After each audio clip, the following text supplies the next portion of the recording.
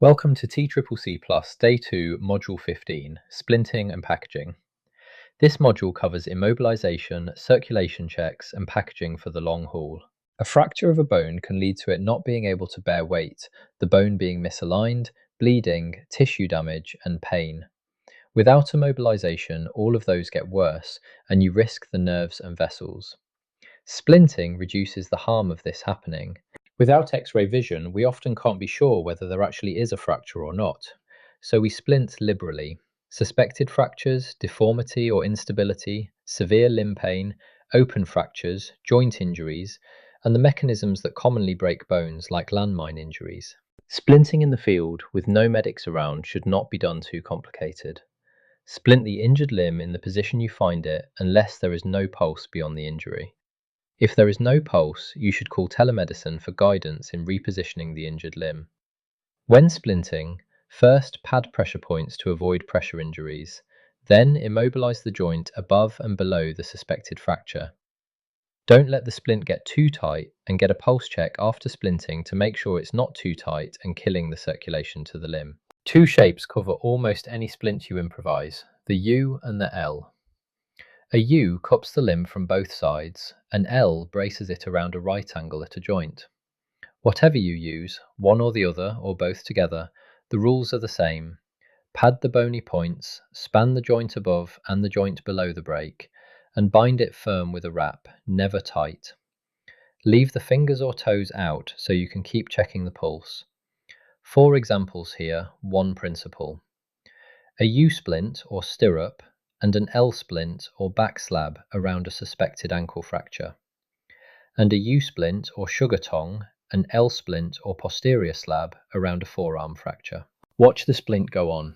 The limb is supported as it was found, not forced straight, and the pulse beyond the injury is checked before and after, because a splint that kills the circulation is worse than no splint. The joint above and the joint below the break are both held still, padded where it presses and bound firmly, but not so tight it becomes a tourniquet. Notice the order. Check the pulse, splint, check the pulse again. A good splint controls pain, slows bleeding into the tissues, and makes the casualty possible to move.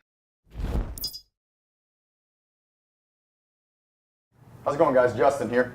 Today we're going to talk about effectively applying a splint on our casualty during maybe a secondary assessment in our tactical field care setting, right? And we notice an open fracture on the patient's forearm here, right?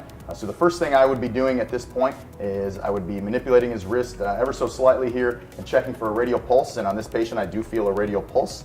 And so I would kind of have him, if he's conscious, I would kind of have him hold his wrist here and just kind of support it. The equipment that you'll need to perform this procedure on this casualty, the vast majority of it is going to be in the casualty's IFAC, right? So initially, we're going to open up the casualty's IFAC here, and I'm going to get out a few supplies. I'm going to get out my roll of tape. I'm going to get out our combat pill pack. I am going to get out our DD 1380. We'll need that. I'm going to get out this elastic bandage as well as our triangular bandages. We're going to need some additional supplies, right? And those can be found in our Combat Lifesaver squad issued bag. So we have some padded splints, we got some extra elastic bandages, and maybe a set of shears. So this is my buddy Jack. He is going to help us mold this padded splint, and we're going to use the casualty's unaffected limb to mold this splint. And while he's doing that, we still have this open wound on our casualty here. So I'm just going to go ahead and very lightly put some bulky rolled gauze around this just to try and help us with some sterility and some infection precautions, right? So I don't want to cause any more harm or pain to our casualty, so I'm just going to do this really loose. And we want to get this on before we get the splint on, so we're not doing it over the splint. And then when they go ahead and cut this off at the next echelon of care, then it causes further harm to our casualty. Take a little bit of tape for good measure. Tape on our tail here. Okay, so Jack has got our splint pre-measured on the unaffected side here. You'll notice that he's got a roll on the end to keep the casualty's hand in a neutral position, as well as he kind of left a little bit of a spot here where I can reach in and check the patient's pulse. So that's one thing, before we splint him, and then again after we splint him, we want to make sure that he still is maintaining that pulse and that we didn't cause any type of constricting effects that made him lose that pulse. All right, so if you will, go ahead and hold that to the best of your ability.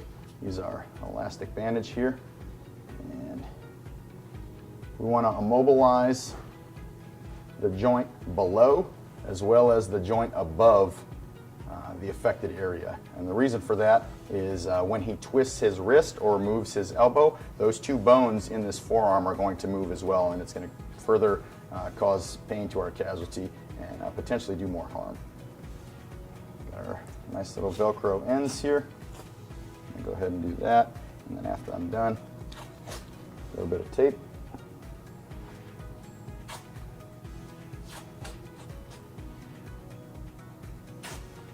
Taped.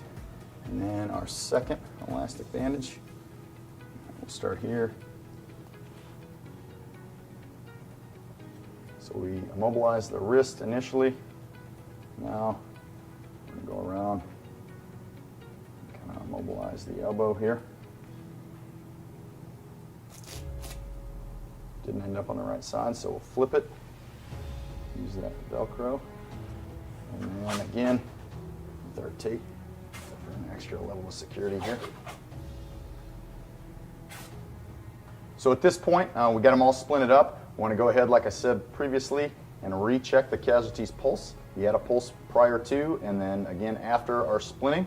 And so now we're going to put him in somewhat of a position of comfort to the best of our ability. And if he's conscious, we can have him go ahead and help support his own arm.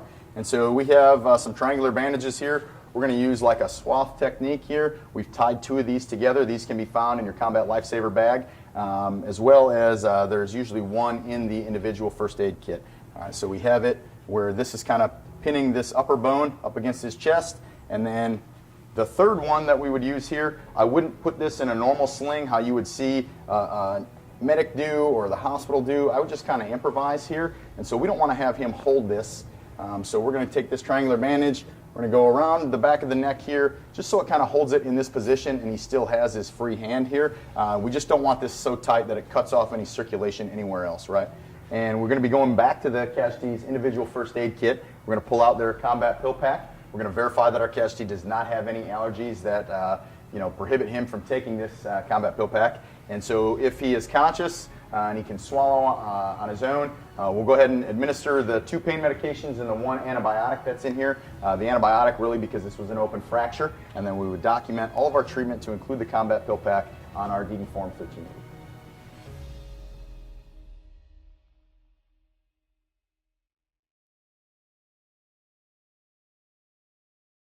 Splinting is done in this sequence: dress wounds, check circulation, support the limb, pad the limb, apply the splint across the joint above and below, secure, check circulation again.